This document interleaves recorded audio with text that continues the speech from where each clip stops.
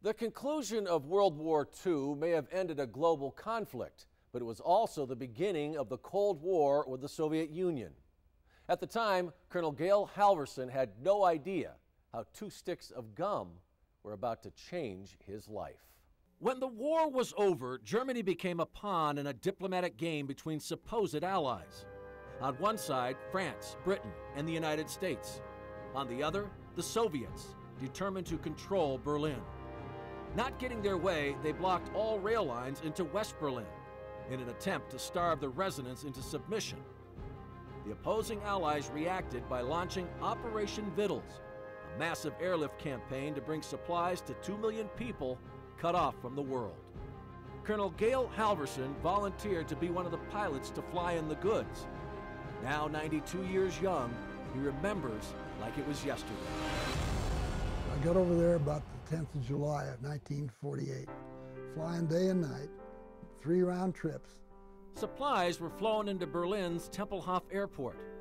After one of his deliveries, Halverson noticed a group of kids on the other side of a fence at the end of the runway. He went over to them and was astounded by what they said to him.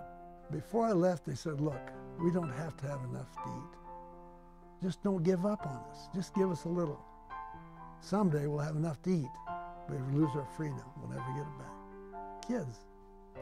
So touched, he wanted to give them something, but all he had were 2 sticks of gum.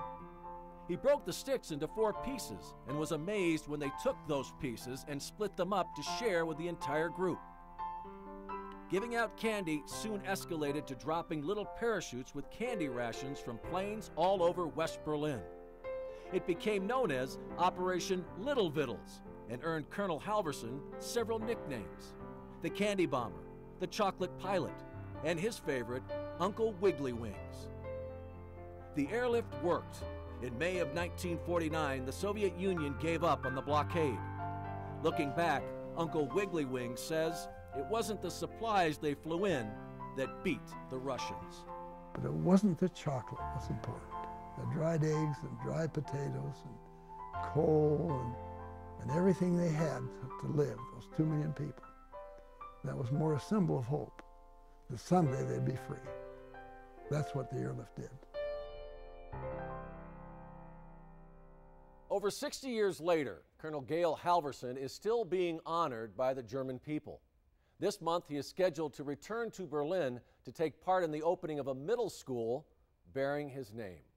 Sean Mooney, News 4 Tucson.